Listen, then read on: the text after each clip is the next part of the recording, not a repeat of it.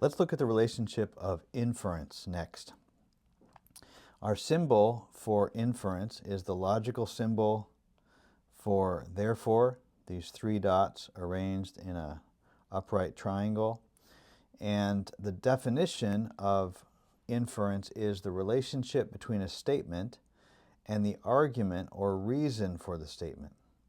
Generally, the supporting proposition comes first and the conclusion comes second. If you've watched the video for ground, you will recognize that inference is the same relationship as ground but in reverse.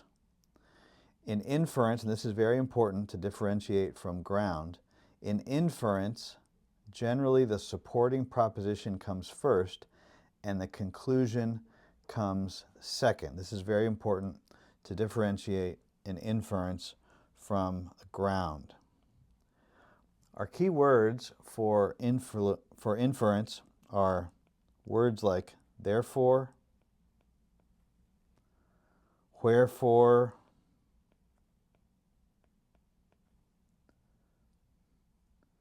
consequently,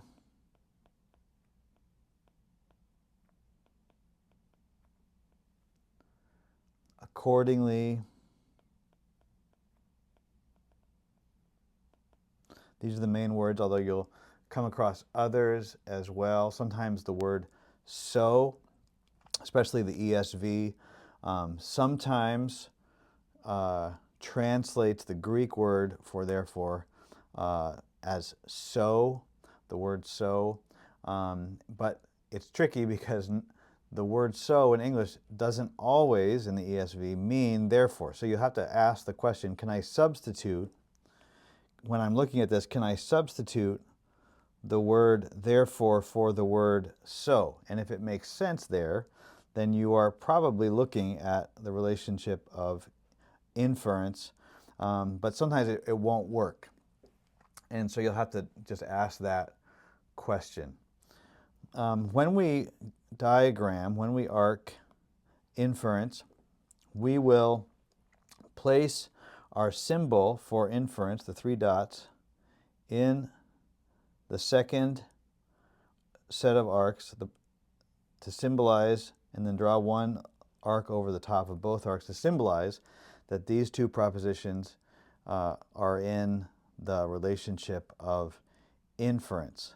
Something is true, therefore this exhortation or this action is exhorted or recommended. Let's look at an example of inference together. Matthew 10:16 says, "Behold, I am sending you out as sheep in the midst of wolves. So be wise as serpents and innocent as doves." Jesus is sending out his disciples and exhorting them on their mission to be wise as serpents and innocent as doves. And we can see this first proposition, behold, which is an interesting word in Matthew and in a lot of scripture, often denotes a wonder, something that's a wonder to behold. Behold, something amazing is about to happen. I am sending you out as sheep in the midst of wolves. So this is a dangerous mission that Jesus has in mind. And so we have this first proposition, I am sending you out as sheep in the midst of wolves. So, this is one of our key words that could alert us to the relationship of inference. Be wise as serpents, and possibly another key word of series or progression. We'll have to consider that. Be wise as serpents and be, the verb is implied here, be innocent as doves. And we see this word so, as I said, and sometimes the ESV translates the Greek word for therefore into the word so. And so we can apply this test. If I substituted the word therefore for so, therefore, would that work? Would that work? Or does that make hash of this sentence? Behold, I'm sending you out as sheep in the midst of wolves. Therefore, be wise as serpents and innocent as doves. And yes, we can see that when I read it over that way, it definitely works. And so this is pointing us to the relationship of inference. So let's write this out so that we can see this more clearly. Behold, he says, I am sending you out as sheep in the midst of wolves. Therefore, or so be wise as serpents, and he says, and, so I think we can separate this out as a separate third proposition. Be wise as serpents and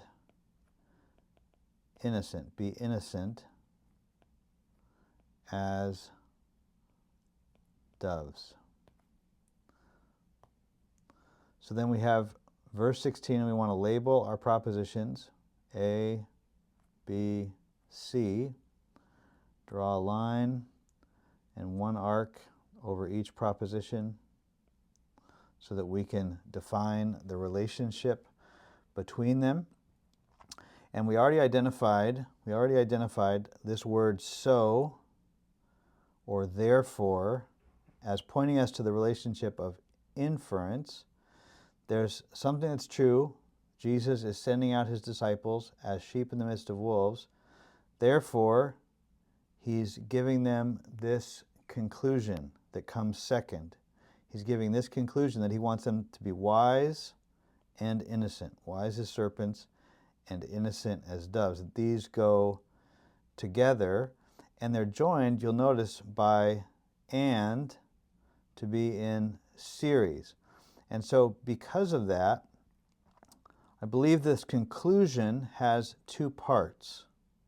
And so before we define the relationship between A and B, I'm going to prioritize this relationship between B and C as more basic to what Jesus is exhorting here. And so I'm going to identify that we have a series here, which we've already covered in an earlier video. Be wise as serpents and innocent as doves. His conclusion, his exhortation, has two parts.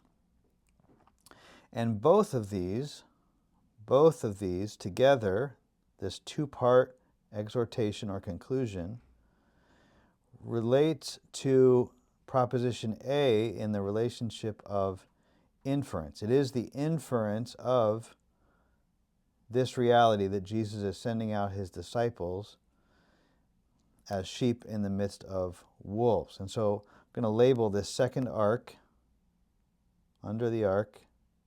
And this is where it gets tricky, because we have to remember that our S here identifies the relationship between these two propositions, whereas our therefore symbol, our symbol for inference, under this larger arc represents the relationship between this second arc and this first arc. And so I'm going to draw one arc over the top of all three of these, or these now two arcs, to remind myself later that these propositions exist in the relationship of inference. And this is Jesus' exhortation and one example of arcing in the relationship of inference.